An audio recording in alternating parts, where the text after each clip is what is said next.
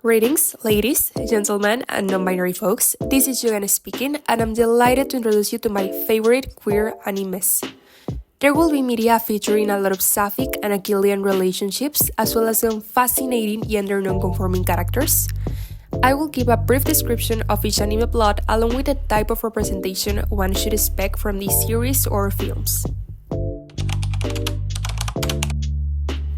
Before we start, I must mention that while all of these animes are queer-friendly, not all of them are family-friendly. So, to avoid triggering any unwanted responses, I will be putting content warnings in the corner of the video. Now, without further ado, let's start.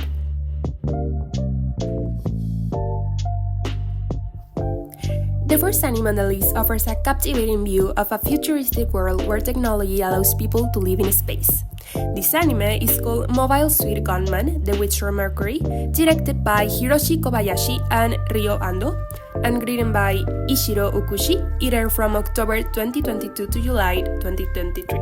The story follows our protagonist, Sulera, who enrolls in a school with a wish list to follow. This anime features a same-sex couple with one of the best relationship developments I have ever seen. You can clearly tell when each of them starts catching feelings for the other, and let me tell you, that's just amazing. I highly recommend it if you're looking forward to two strong female leads and a lot of mecha fighting. The second anime is perfect for a rainy day with hot chocolate in hand. It has a warm atmosphere that makes you feel nostalgic and serene. The anime I'm talking about is Doukyusei. Written and illustrated as a manga series by Asumiku Nakamura, the anime film adaptation was produced by A1 Pictures and released in February of 2016. The story follows two very different students who find a way to befriend each other. One has talent for music and the other is quite academic. It's a romance between two boys set in school. What can I say? What I enjoy about this anime is the realistic way these characters behave around each other and how naturally their relationship develops. Kusekabe, in particular, feels doubt about how his feelings might be rejected simply because he's a guy. This is really fascinating as a queer person who has struggled with the same thing, so I truly recommend it. Speaking of high school romances, Kase-san and Morning Glories is another anime that will definitely touch your heart. This short film begins with the opening of a new relationship between two girls struggling to understand how they can date each other and what is acceptable on their own terms. Based on a manga by Hiromi Takashima, the movie is quick and more suited for an audience that has already read the manga, but still it gets a conclusion, so you won't be disappointed.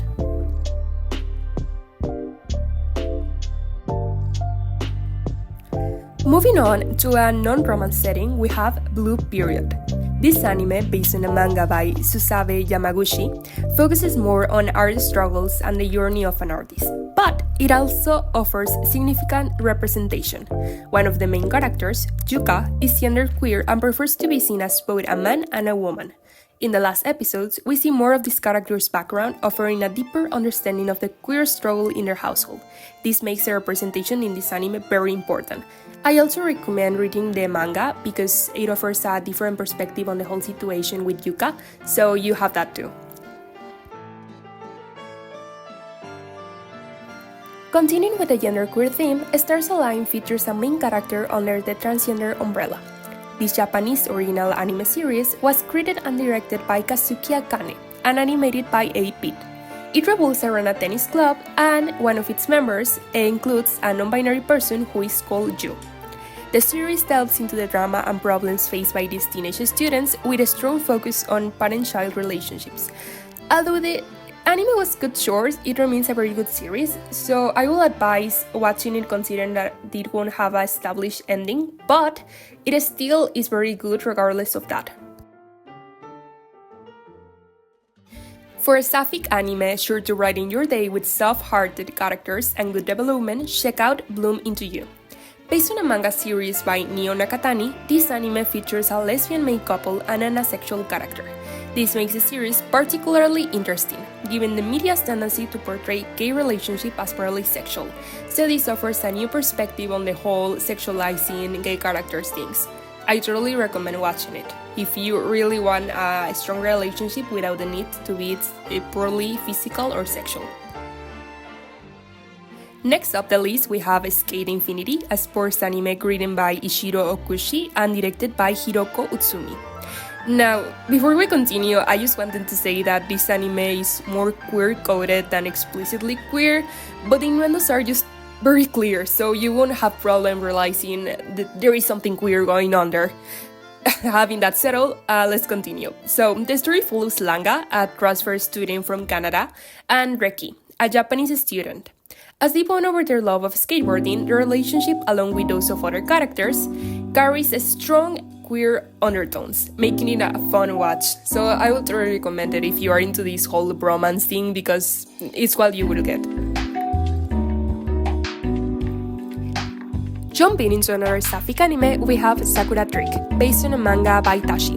This anime offers excellent lesbian representation, with almost all of the main cast being sapphic. Their relationships develop also nicely, but, if you're looking for drama, a quick base plot, or angst, this relaxing vibe might not just be for you. Now, setting into a more adult atmosphere, we have The Stranger by the Beach, which is an excellent coming-of-age film. It was based on a manga by Kanaki, who is a queer author, which is a thing I always recommend while dealing with queer media.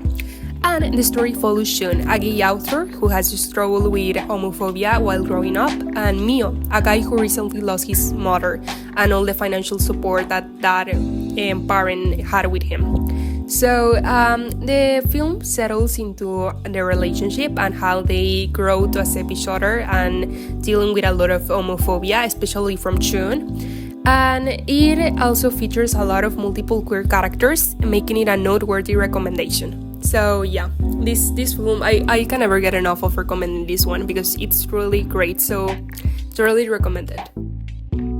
Returning to a futuristic setting, Carole Tuesday offers a wide range of queer characters, including a sapphic couple and several transgender cast. Despite some problematic representation, the animation and world building are top-notch.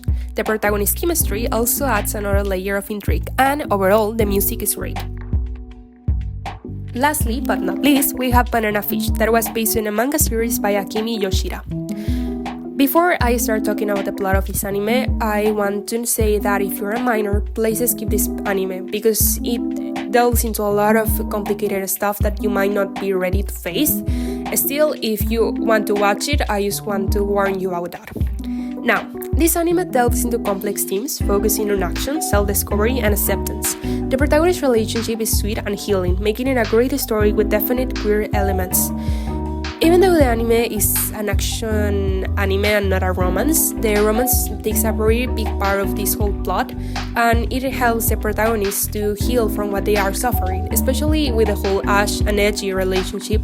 You can see how these two characters really complement each other very nicely. So I'm totally recommended. It's one of my favorite animes, and the queer representation is just excellent. Before I sign off, I want to mention two queer series that, while not Japanese animated, are still fascinating. Both are Chinese and based on compelling novels by the same author. And the series I'm talking about are Heaven's Official Blessing and Dao Zu Shi. Both of these series were written by Mu Xiang-Dong-Xu and offer strong plots that are set in fantasy worlds. I highly recommend them if you want a little bit more of a fantasy setting, and also the world building is simply amazing. I haven't seen world building this complex since a lot of time, and especially considering that these are Chinese series that don't often get the highlight, but are still very good. So if you want a little bit more of queer media that might not be Japanese but is still queer, I totally recommend it. I hope these animes meet your expectations. Always remember, there's plenty of queer media out there ready to be open, and more so than lately. If you know of any more animes, put them in the comments or share your opinions on the ones I mentioned. That will be all. Farewell, folks!